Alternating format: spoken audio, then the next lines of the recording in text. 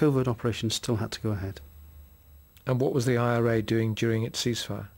It was targeting various organisations, people from IUC, opposing organisations, tit-for-tat sectarian targeting, and planning operations for future. So during the ceasefire you carried on with your operations? Yes, we did. The IRA ceasefire held, but the political talks it had been led to believe would follow did not materialise. The rank and file grew impatient, in particular in South Armagh. Increasingly, the IRA felt they'd been duped by the Brits.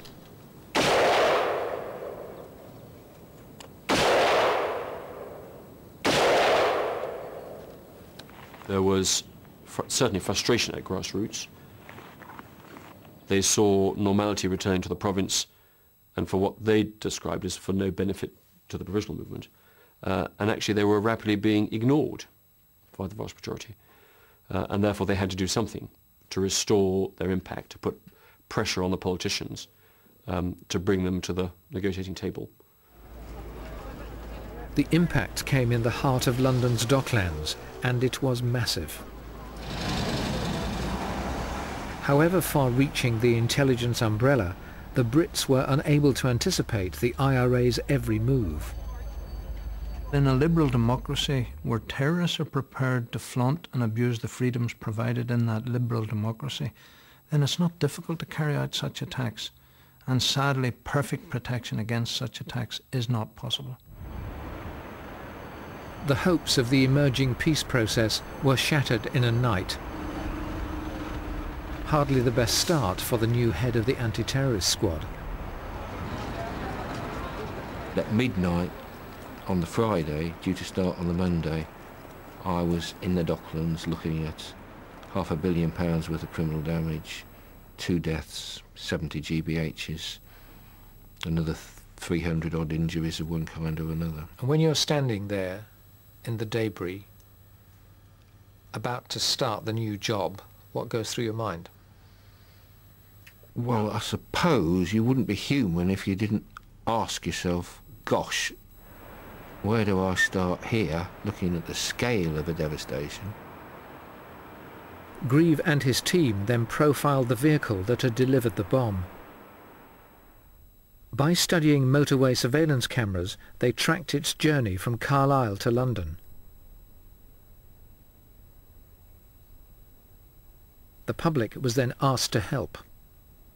About the 300th call out of 800 from the public was somebody who said, your bomb truck was parked outside my business on a piece of wasteland, and there is material still here after 3 or 4 days that I think they threw off the vehicle. And out of that we found the clues to the bomb truck's route and eventually to its delivery mechanism.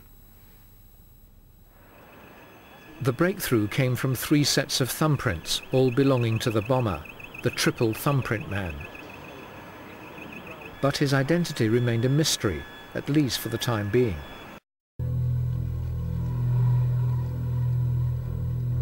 With the ceasefire shattered, the Brits faced a renewed IRA campaign.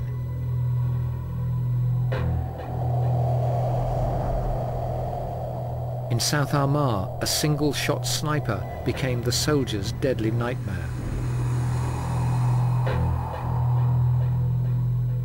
He'd already killed 9 members of the security forces.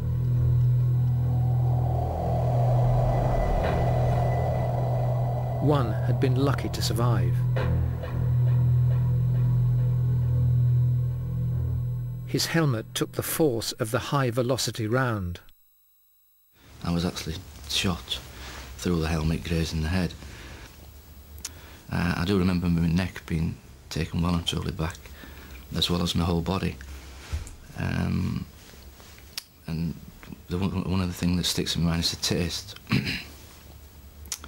It's not like a carpenter, I don't know if it was taste from the round or taste, you know, from the helmet, whether bits had flown off, but I can always remember this sort of horrible carboning taste. Not quite the same as a gun powder taste you would get from a round going off or whatever, but a terrible taste.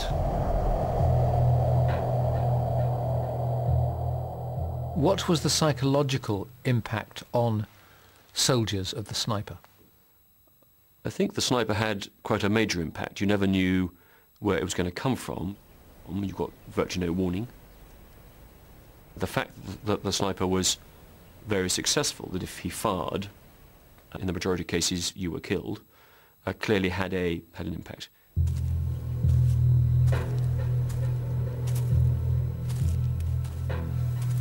I think it's the fact that you suddenly realise that somebody is there to kill you.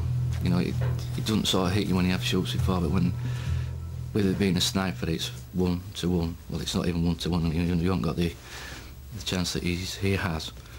But for somebody to pick you out and say, right, you're the one, you're going to die, that's been the hardest thing, I think. The 5-foot-long Barrett sniper rifle was mounted in the back of a Mazda and fired from behind a hinged armoured plate. Stephen Restorick was unemployed and desperately wanted a job, so he joined the army.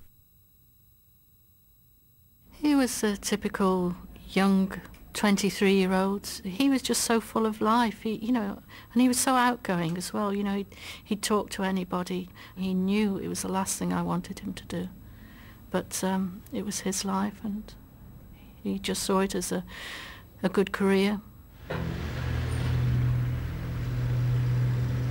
In February 1997, Stephen was manning a checkpoint in the village of Bessbrook in South Armagh.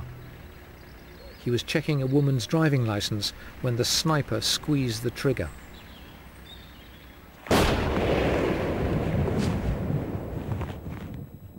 And when you heard what had happened?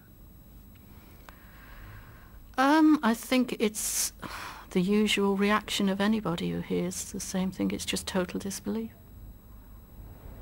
Slowly, I mean, when the policeman told me, I just said, no, it's not true, it's not true.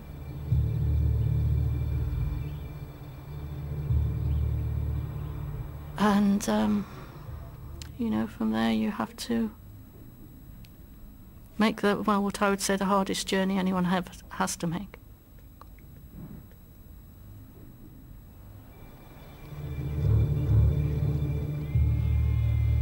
The intelligence agencies had their suspicions as to who the sniper team were.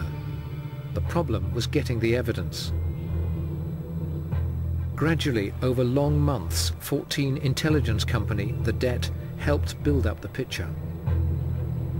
If you can't stand outside your own base without getting hit by a sniper, then it's pretty poor doings.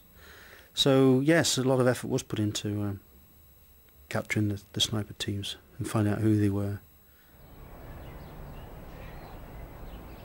Covert technical surveillance in such a hostile environment was enormously difficult, and the Det's ingenuity was stretched to the limit.